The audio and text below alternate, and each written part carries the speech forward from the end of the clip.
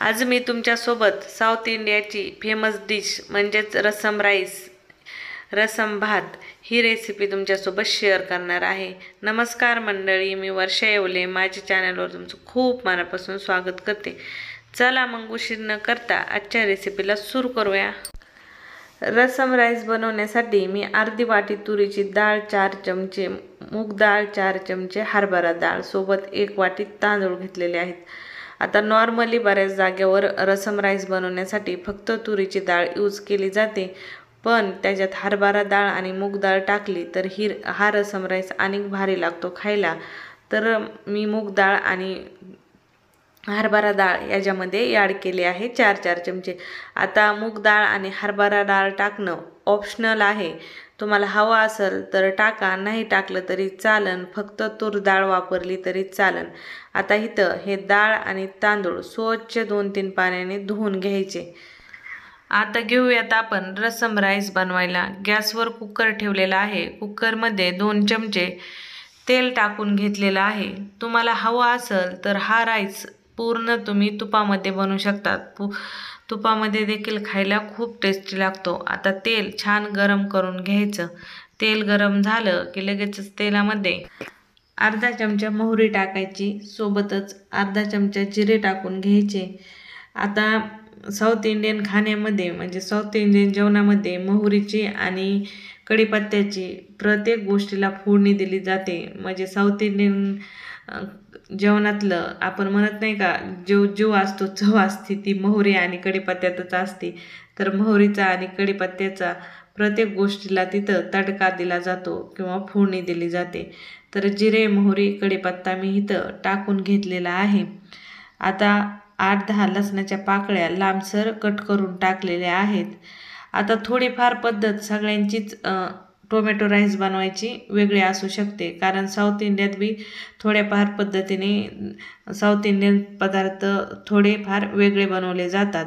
तर ज्या पद्धतीचा मला साऊथ इंडियन टोमॅटो राईस आपलं रसम राईस माहिती, ती रेसिपी मी तुमच्यासोबत शेअर करते। तर आता यूट्यूबवर तुम्ही बाकीच्या रेसिप्या बघितल्या तर थोडंफार मागं पुढं तुम्हाला दिसेलच।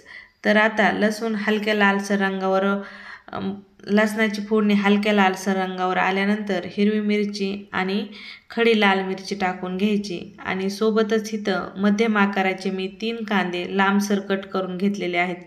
तुम्ही पाहू शकता, आपण नॉर्मली भाज्यासाठी जसा लांब कांदा कट करून घेतो त्या पद्धतीने इथं कांदा कट केलेला आहे। तर आता हा कांदा 2-3 मिनिट छान लो टू मिडियम गॅसवर परतून घ्यायचा आहे। गॅस फुल नाही करायचा, नाहीतर बाकीची जी फोडणी आहे ती करपते आणि कडवट मग जे भात असो किंवा कशाला फोडणी घालू तर ती वास लागतो, म्हणून गॅस लो टू मिडियमच ठेवून द्यायचा। तर हलका कांदा परतत आला की लगेच आता आपण टोमॅटो टाकणार आहोत।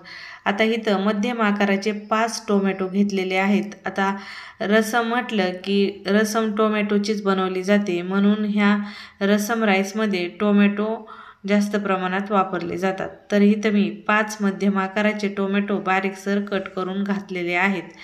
आता आपण 1-2 minute gas low to medium करून टोमॅटो छान मध्यम गॅसवर परतून घेणार आहोत। खूप वेळ नाही, फक्त 2 मिनिट हे टोमॅटो मी इथं परतून घेतलेले आहेत। आता टोमॅटो देखील आपले छान परतून झालेत।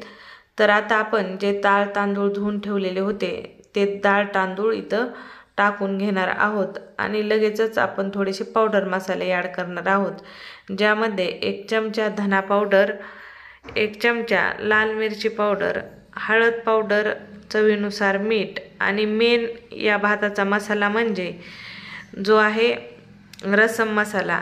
आता ह्या रसम मसाल्याची नाही का, रसम मसाल्याची मी रेसिपी माझ्या चॅनलवर पूर्ण व्यवस्थित दाखवलेली आहे। म्हणजे अगोदर मी रसम वड्याची रेसिपी टाकलेली चॅनलवर, तर त्यावेळेस मी इथं रसम मसाला तयार कसा करायचा त्याची देखील माहिती म्हणजे मसालाच बनवून दाखवलेला आहे।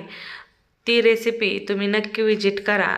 नाहीतर तुम्हाला घरी बनवायचा नसेल तर रसम मसाला इझिली मार्केटमध्ये उपलब्ध आहे, कोणत्याही किराणा स्टोअरवर रसम मसाला भेटतो।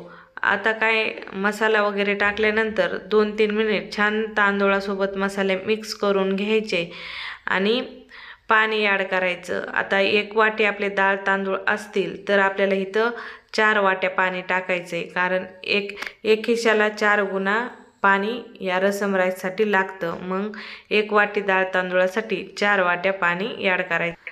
सोबतच वरतून मी तूप टाकलेलं आहे, कोथिंबीर टाकून घेतलेली आहे आणि आता कुकरचं झाकण लावून द्यायचं आणि लो टू मिडियम गॅस ठेवायचा आणि लो टू मिडियम गॅसवर कुकरच्या 4 शिट्ट्या होऊन द्यायच्या. 4 शिट्ट्यामध्ये हा रसम राईस अगदी व्यवस्थित शिजून तयार होतो. तर इथे मी कुकरच्या 4 शिट्ट्या काढून घेतलेल्या आहेत.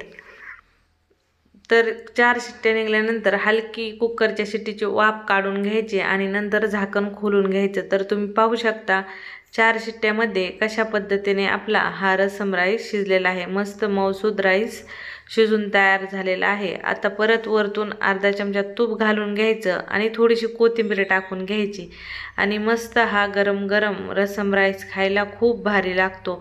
मुलं तर खूप आवडीने खातात. तुम्हाला रेसिपी कशी वाटली कमेंटमध्ये सांगायला विसरू नका आणि तुमच्या घरी या पद्धतीने नक्की हा रसम राईस ट्राय करा. रेसिपी आवडली तर लाईक शेअर करूनच जा. पुन्हा भेटू अशाच नवीन रेसिपीसोबत. तोपर्यंत बाय बाय.